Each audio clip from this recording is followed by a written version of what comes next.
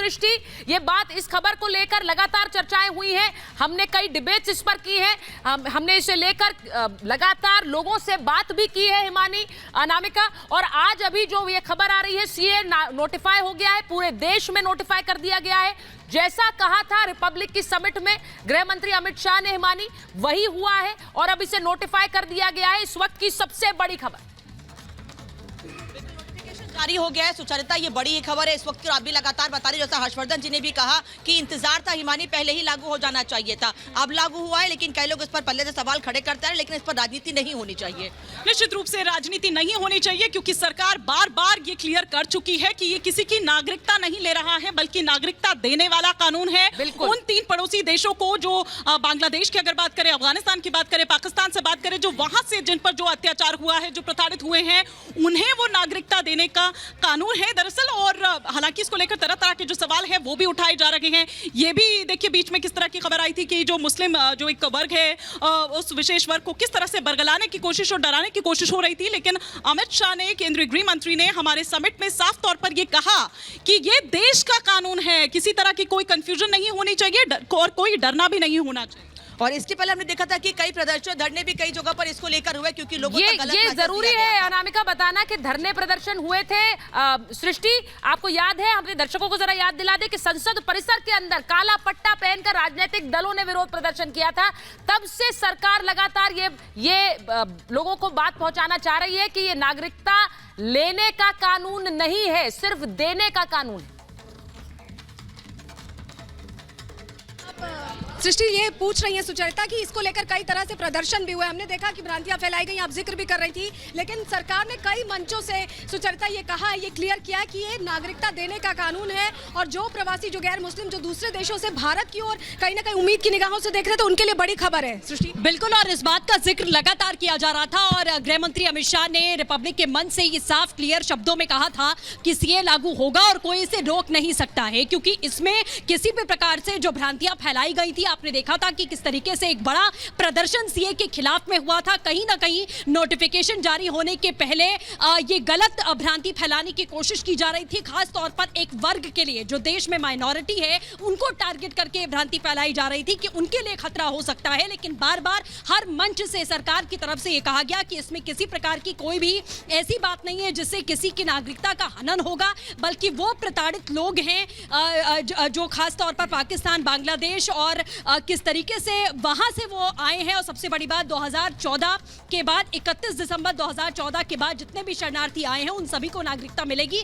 बाकायदा एक पोर्टल बनाया गया है जिसके जरिए आप आवेदन कर सकते हैं, और उसके बाद नागरिकता के लिए आवेदन कर आप अपनी डिटेल्स उसमें जारी कर सकते हैं और आपको नागरिकता मिल जाएगी। यही प्रावधान जारी किए गए अधिसूचना में। जी बिल्कुल, जो बड़ी खबर अपने दर्शकों को बता दें, जिसको लेकर लगातार चर्चाएं हो रही थी, और मुझे लगता है कि रिपब्लिक समिट में सबसे बड़ी खबर यही बनकर उभरी थी जब देश के गृह मंत्री अमित शाह ने कहा था कि चुनाव की तारीखों का ऐलान होगा, उससे पहले सीए नोटिफाई हो जाएगा।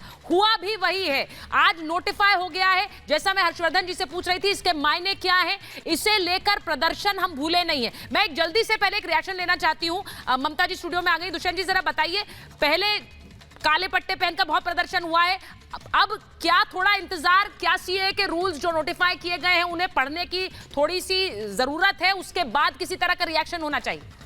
निश्चित रूप से, और जैसा कि हर्ष जी ने कहा, मैं उसी बात से शुरू करना चाहता हूं। महात्मा गांधी जी ने भी कहा था कि भारतीय पूरे उपमहाद्वीप में जो हिंदू अन्य देशों के अंदर माइनॉरिटी हैं, उनका भारत में अधिकार है, और उनको जब चाहे भारत की नागरिकता लेने का अवसर उनको दिया जाना चाहिए, उनको शरण मिलनी चाहिए।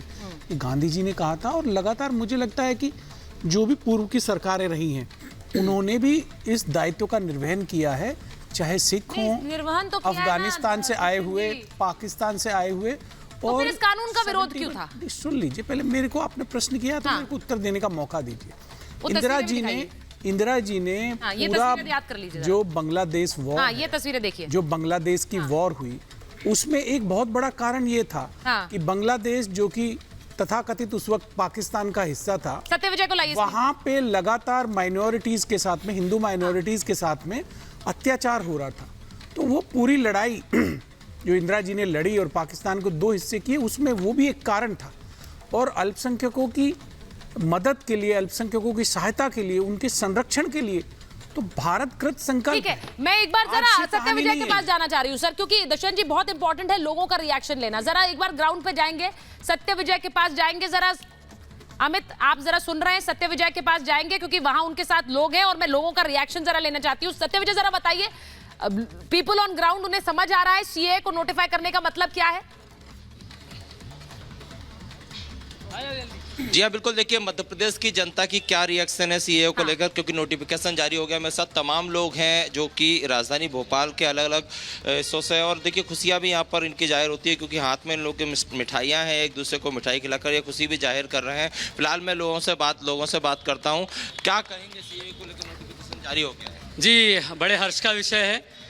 इसके लिए सारा समाज, भारतवर्ष प्रयास कर रहा था, संघर्ष कर रहा था। अब जो अल्पसंख्यक समुदाय जो पीड़ित होता, प्रताड़ित होता धार्मिक आधार पर, अब उनको नागरिकता मिलेगी। आइए आपके। जी, हम खुश हैं क्योंकि हमारे लिए ये वाकई एक संघर्ष था और संघर्ष की लड़ाई को, और जिस कारण से हमने मोदी सरकार को चुना था 2019 के उनके मैनिफेस्टो में था, वो आज मैनिफेस्टो की जो शर्त है या जो वादा है वो पूरा हुआ है। हम खुश हैं। आप बताइए क्या कहेंगे नोटिफिकेशन? देखिए, माननीय मोदी जी ने जो कहा है, मोदी है तो मुमकिन है, और वो मुमकिन करके उन्होंने दिखाया है। सीए का उन्होंने घोषणा पत्र में कहा था कि हम इसे लागू करेंगे।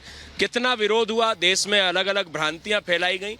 भ्रांतियां फैलाने के बाद जब वो ओरिजिनलिटी सामने आई और जब उसका पटाक्षेप हुआ, तो आज सीए अगला लोकसभा चुनाव आने से पहले लागू कर दिया गया, जो कि अमित शाह जी ने आर भारत के चैनल पर भी इंटरव्यू में कहा था। उसका हम स्वागत करते हैं। आप बताइए क्या कहेंगे, जैसा कि जिक्र हो रहा है कि सीए अब पूरे देश बड़ी में बात नोटिफिकेशन उन्होंने लागू कही हो है गया। कि रिपब्लिक भारत पर गृह मंत्री ने उसका ऐलान किया था और आज आ गया है। बहुत सी भ्रांतियां फैलाने की कोशिश हुई है ममता गाली जी, बहुत सी भ्रांतियां, और मुझे ऐसा लग रहा है कि समय के साथ आम लोग ये बात समझ गए हैं कि वो भ्रांतियां ही थी, वो भ्रांतियां ही थी। जी, सुचरिता जी धन्यवाद। सबसे पहले मैं देश के आदरणीय प्रधानमंत्री जी और देश के आदरणीय गृह मंत्री जी को समस्त भारतवर्ष की तरफ से हृदय की गहराइयों से धन्यवाद देना चाहती हूं, क्योंकि जो उन्होंने कहा वो किया, और उनकी करनी और कथनी में लेश मात्र, किंचित मात्र का भी कहीं पर कोई फर्क नहीं होता है। और आज वो जो बेचारी परसिक्यूटेड धर्म के आधार पर माइनॉरिटीज हैं, जो राह देख रही थी इस न्याय के लिए, आज वो बहुत खुश होंगी। उनके घर में आज दिवाली है, उनके घर में आज पर्व है। वो प्रसन्न होंगे, प्रफुल्लित होंगे कि उनको उनका अधिकार जो बापू तक दिलाना चाहते थे वो फाइनली मिला है नए भारत के अंदर। क्योंकि अगर वो यहां नहीं आएंगे तो वो कहां जाएंगे, कहां पर वो जाएंगे? 3 इस्लामिक राष्ट्रों से उनको धर्म के आधार पर निकाला गया, तो वो भारत ही आएंगे ना। होना चाहिए, किसी भी तरह का कोई विरोध होना चाहिए आज के दिन, मुझे लगता नहीं है। और इसलिए बता रही हूँ क्योंकि जिस दिन सीए पर ऐलान किया था गृह मंत्री ने हमारी समिट में, उस दिन हाजी जी कह रहे थे सीए आएगा तो हम सड़क पर उतर जाएंगे। भाई क्यों नहीं?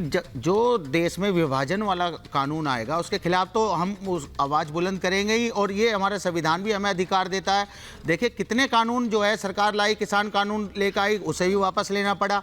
तो ये सारी चीज़ें होकर, और ये बार बार जो कहा जा रहा है कि वो कहाँ जाएंगे, पहले से ही हमारे देश में 7 साल से अगर कोई हमारे भारत देश में है और उसको नागरिकता देने का प्रावधान है, सीए की क्या जरूरत थी देश में?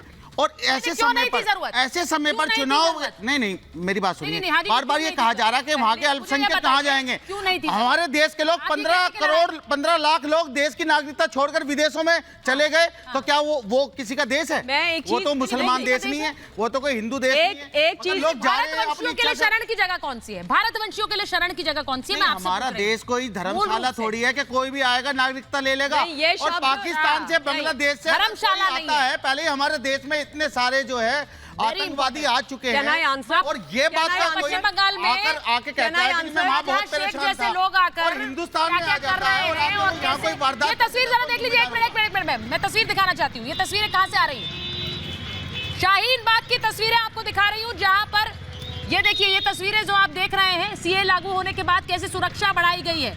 ये शाहीन बाग की तस्वीरें हैं, जहां पर आप देख रहे हैं अर्धसैनिक बल वहां पर तैनात किए गए हैं।